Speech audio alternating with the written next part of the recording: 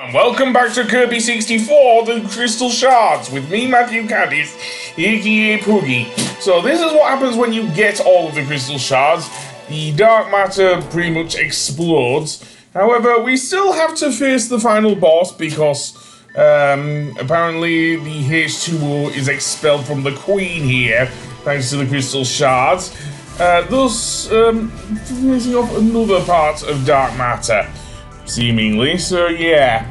And this one can be quite tough because, well, let's see, and apparently Kirby got the Star Rod?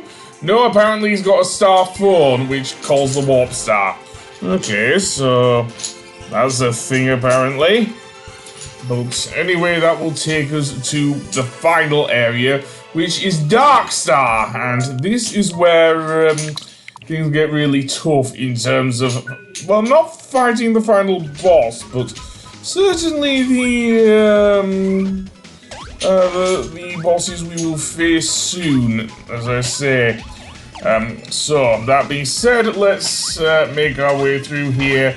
This is just us making our way to the boss, this short area, seriously. Nothing too hard. Waddle Dee opens the way ahead. We'll just go down here. Adeline will help us by giving us various things. In this case, she actually gives us a 1-up. Another thing that will happen is that King DDD will send us into the sky and help us face our boss. So yeah, and apparently we actually fight the final boss O2. Seriously, that's its name. In a similar way to how we fought, there is a dark matter in Kirby's Dream Land 3 by attacking its eye. Seriously. Except hitting its eye is even harder than in Kirby's Dream Land 3 because it's so small. Seriously. At least in the beginning. And keep in mind, if you die, like with dark matter in Kirby's Dream Land 3, you start from the very beginning of this fight. So yeah. What O2 will do is send out a bunch of explosions at you, so yeah, very annoying. Eventually, if you do hit its eye, what will happen is that it will start turning around and you will have to damage its wings. Yes, that is a thing there. So yeah, it's not immediately obvious that it's taking damage, but yes, it is apparently. The controls are quite cumbersome. Even for a game, not GameCube, N64 game, seriously. Other than that, the other annoyance is the fact that we are dealing with, I guess, our second god-level monster that I've seen thus far. Oh, no, not the second one. But yes, along the same lines as the thing. But yes, this is similar to Kirby's Dream Land 3. Other than that, the only other thing that I note is that when you do damage the eye, it does actually create some sort of a miniature boom effect. It's very hard to see though, because as I say, the hitbox for the eye is very, very small indeed. To the point where I was just really getting angry with this boss. And he turns around so slowly, seriously. When you hit the wings, then yeah, that's when, and when he loses an appendage, that's when he loses health. That's how this boss works, it seems. So we've taken out the right of his things. Although having said that, his health hasn't gone down at all, seriously. So yeah, I'm guessing we're dealing with a god again, most like Marks, Magalore, and maybe Nightmare. I'm not sure about Nightmare, but yeah. But never mind that. Eventually what will happen is that O2 will gain some more things to him, so to speak. Seriously. Avoiding the blast is annoying as hell anyway, on the best of times. Getting him to turn around is nigh on impossible. The other thing you can do is damage his halo. In fact, that's the next thing I should have damaged after his right wing, seriously, because he does not turn around to his left wing at all, seriously. Yeah. Again, now we can damage his halo, and eventually, kaboom. We'll note down there that he has grown somewhat of a root, which, is he a plant now? Apparently, may well be. I'm not sure, but the next thing we want to damage is his root.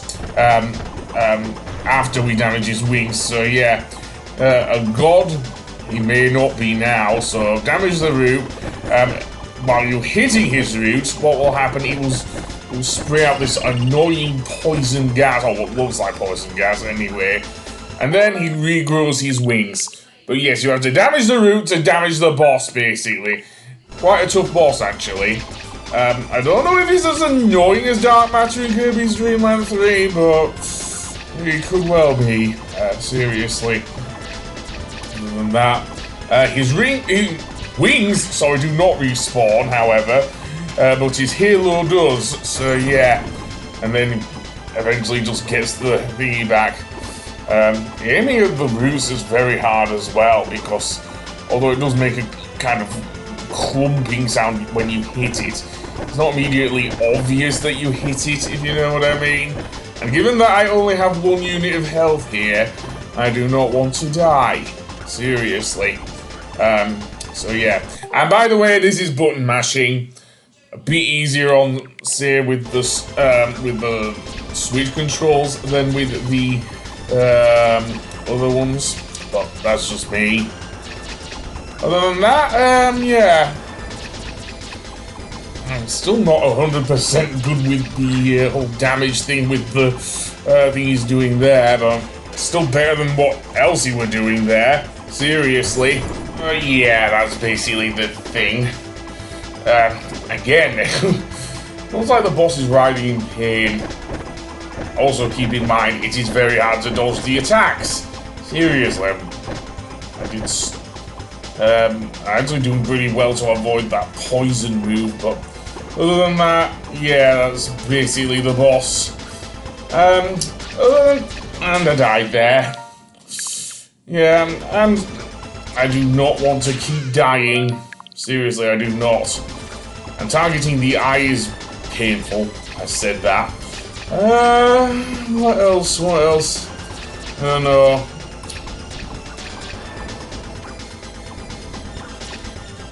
I guess the whole background is weird. Again, adding to the weirdness and darkness of Kirby games towards the end of the thing.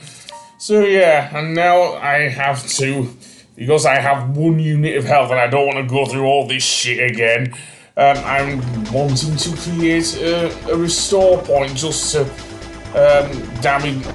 make sure I damage the boss enough times. Seriously, and that's not easy itself. Eventually what will happen once you beat the boss, the root will explode and will be done, basically, so yeah. Other than that, 1 unit of health is kind of pushing it for me anyway with this boss, but there you go. Seriously, and sometimes you can't even see where the explosion's coming from here. Seriously, I was on the top of the screen there and he just blasts it there, seriously.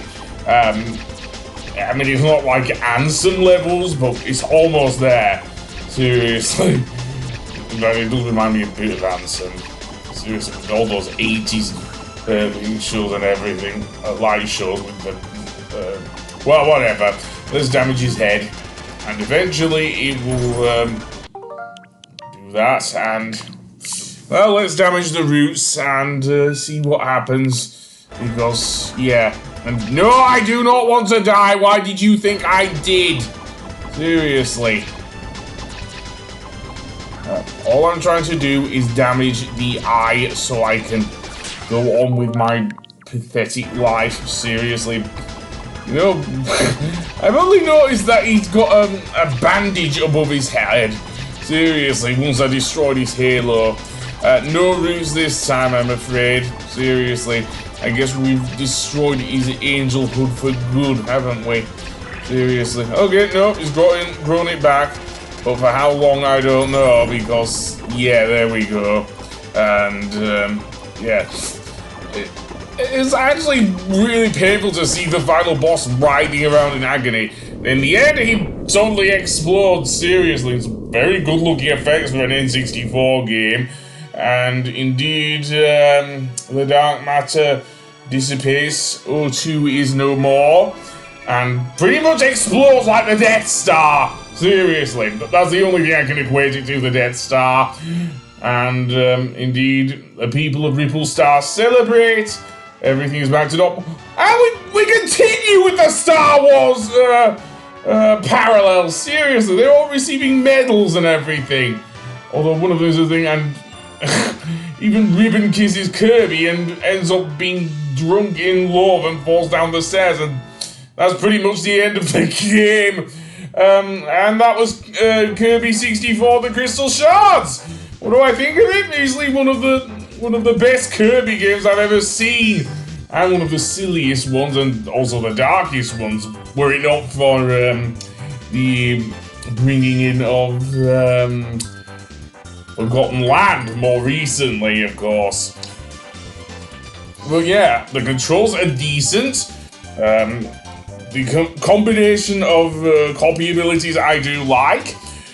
And I do also like the fact that you get some help here. Probably the first Kirby game in which King Dedede and a Waddle Dee help you, which will set the tone for games to come, even if it is an advancement on the whole animal buddies from Dreamland 2 and 3. Anyway, that being said, I'm going to take a break from the Kirby games to focus more on Mario, I think. Yes, namely because I haven't finished recording Kirby's Dreamland 2 yet, so I want to do that before I cover Dreamland 1 and 2, which obviously are now available on the Switch. So yeah, so I will see you then, and indeed enjoy the credits, I guess. I'll see you then. Goodbye.